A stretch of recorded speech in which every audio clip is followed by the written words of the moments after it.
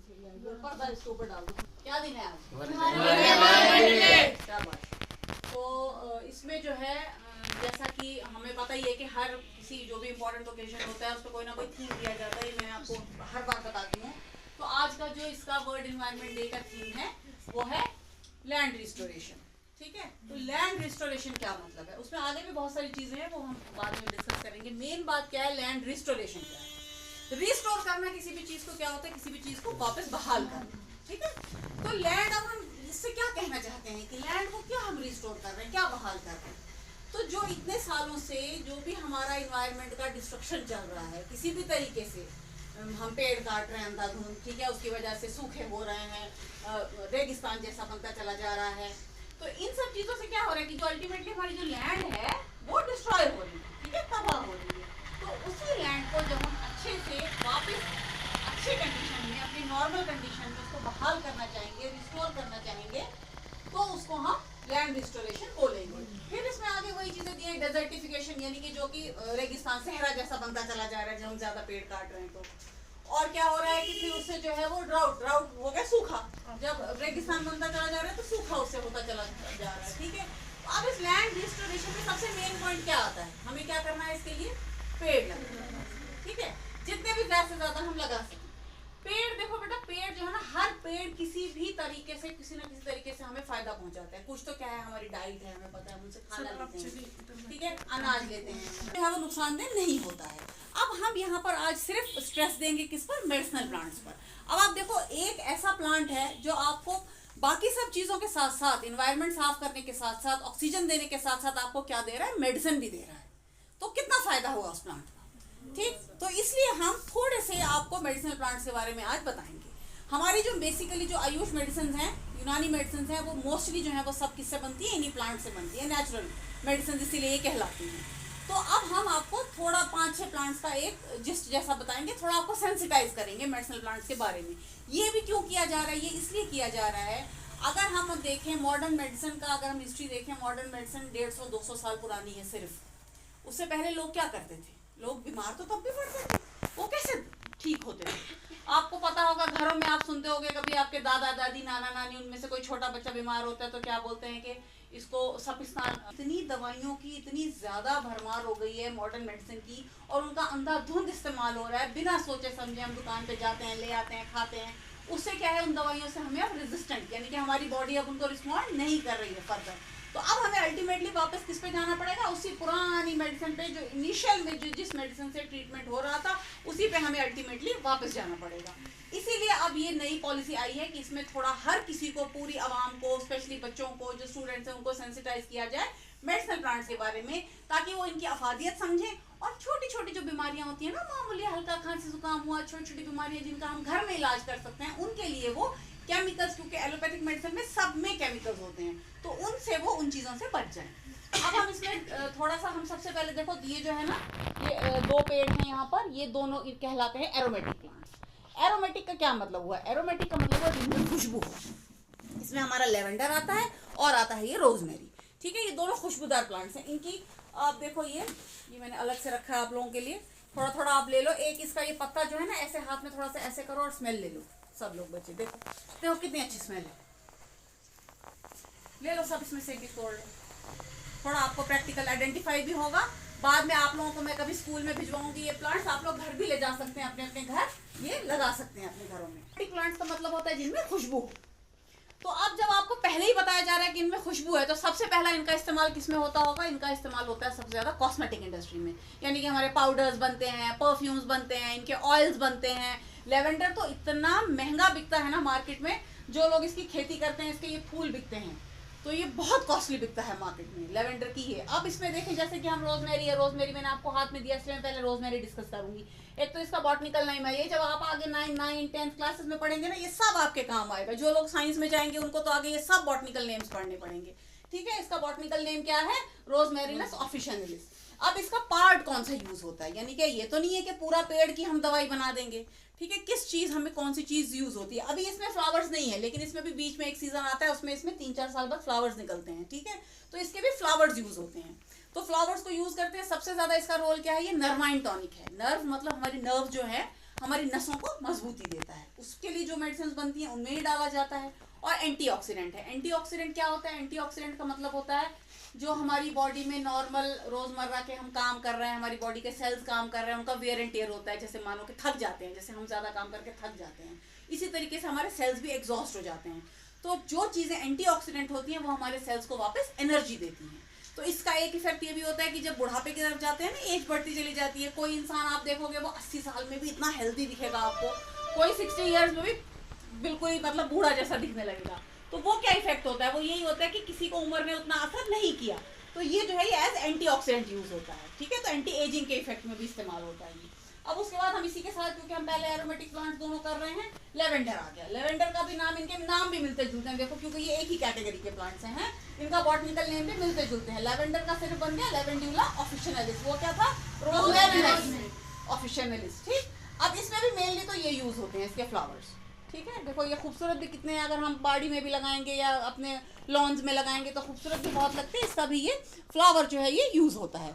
लेकिन अब क्यों, जैसा कि मैंने बोला कि ये बहुत महंगा बिकता है, फिर क्या होता है, जहां पर भी जिस जगह भी पैसे की इन्वॉल्वमेंट हो वहां थोड़ी बहुत हेर फेर होती है। तो अब क्योंकि ये अगर सिर्फ इतने बड़े पेड़ में इतने से फूल निकलेंगे तो उतनी क्वांटिटी में इसका ऑयल वगैरह तो नहीं निकल सकेगा ना। तो क्या करते हैं, इसके साथ इसकी पत्तियां भी यूज होती हैं, क्योंकि पत्तियों में भी खुशबू होती है। ऐसी बात नहीं है कि उनमें स्मेल नहीं होती, थोड़ी उसका लेवल कम होता है। तो इसकी लीव्स भी यूज कर लेते हैं और इसकी जो ये छोटी वाली टहनियां है ना, ये भी यूज कर लेते हैं। इन सब का फिर ऑयल एक्सट्रैक्ट करते हैं, इसका मोस्टली ऑयल एक्सट्रैक्ट किया जाता है।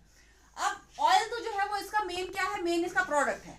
लेकिन जब भी कोई चीज हम एक्सट्रैक्ट करते हैं ना, उसमें एक तो मेन प्रोडक्ट होता है जो हमारा मकसद है, एक उसके साथ बाय प्रोडक्ट निकलता है। तो जब ऑयल एक्सट्रैक्ट करते हैं तो उसके साथ इसका पानी भी निकलता है, उसको आप अर्क बोल लें, ठीक है, लेवेंडर वाटर बोल लें। लेवेंडर वाटर भी जो है वो भी फिर आगे मेडिसिनल उसके यूजेस हैं। जैसे पहले तो इसका भी वही है कि एंटीऑक्सीडेंट के तौर पे इस्तेमाल होता है।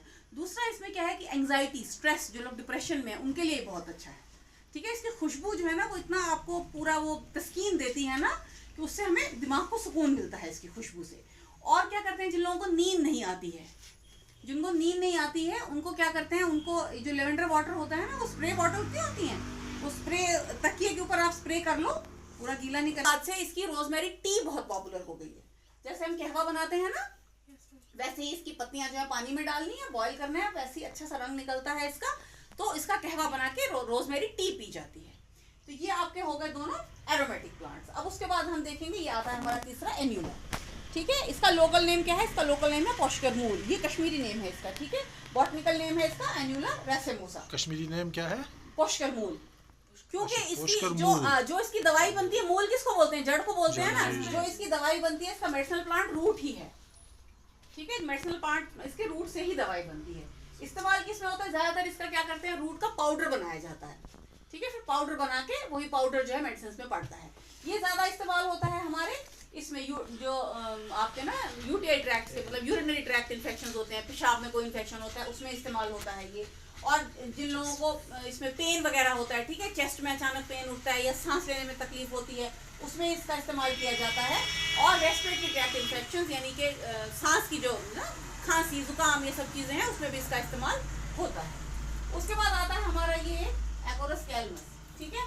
इसका नाम जो कश्मीरी नाम है वो होता है वायगंडोर। इसमें मैं आपको ये पिक्चर दिखाऊंगी है, क्योंकि इसमें वो भी निकला नहीं है। इसमें 2-3 साल के बाद निकलता है एक राइजोम जिसको बोलते हैं, जो कि इसका मेडिसिनल प्लांट होता है असली में। ये देखिए आप, ये इसमें ऐसा राइजोम निकलता है, ठीक है। राइजोम क्या है? ये भी एक तरह की स्टेम का ही पार्ट होता है, ठीक है। लेकिन इसमें फूड ज्यादा स्टोर होता है, यही जो है इसका मेडिसिनल प्रॉपर्टी ये यूज होता है इसमें मेडिसिन को बनाने में। तो ये इसमें अभी क्योंकि फर्स्ट ईयर है इस प्लांट का, इसलिए इसमें नहीं है, 2-3 साल के बाद निकलता है। तो ये जो है आपका इसमें इस्तेमाल होता है, ये पेट की बीमारियों में ज्यादा इस्तेमाल होता है। ये जो इसका राइजोम निकलता है ना, इसको कश्मीरी में गंडूर बोलते हैं, उसी से इसका नाम वाई गंडर जो लोकल नाम है, ठीक है। तो ये इस्तेमाल होता है पेट की बीमारियों में, ठीक है। डायरिया है किसी को, पेट में दर्द है किसी को, या आप कह लें कि गैस्ट्राइटिस यानी कि मैदे को वरम है, ठीक है। उसमें ये आप बच्चा आराम से भी लिख सकते हो, बाद में अभी भी लिख सकते हो, कोई बात नहीं, जैसे आपको लगे इजी।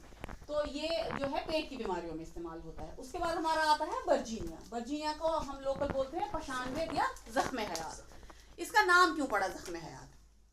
ये भी बड़ी इंटरेस्टिंग स्टोरी है। जैसे मैंने आपको बोला कि पुराने ज़माने में लोग जो है वो लोकल इलाज करते थे, इन्हीं पेड़ पौधों से इलाज करते थे। अगर हम आज भी जाएं ना, थोड़ा हमारे ऊपर जो पहाड़ी लोग रहते हैं उनको ऐसे ही, आपको तो मैं बता रही हूँ, पढ़ा रही हूँ, उनको ऐसे ही पहचान होती है दवाइयाँ। वो देखेंगे जंगल में ये है, बोलेंगे ये बूटी इसमें लगती है, ये बूटी इसमें लगती है। तो उन्होंने अपनी जिसको बोलते हैं ना एक्सपीरियंस, उनको पता चल गया था कि ये जो है ये जख्म है, ये जख्मों में लगता है। मतलब किसी को जंगल में काम कर रहे हैं, कुल्हाड़ी से लग गई, कट गया, तो उस पर क्या करते हैं, इसके फूल भी निकलते हैं। अभी इसके फूल का सीजन नहीं है, अप्रैल में निकलते हैं, बहुत खूबसूरत फ्लावर्स होते हैं इसके।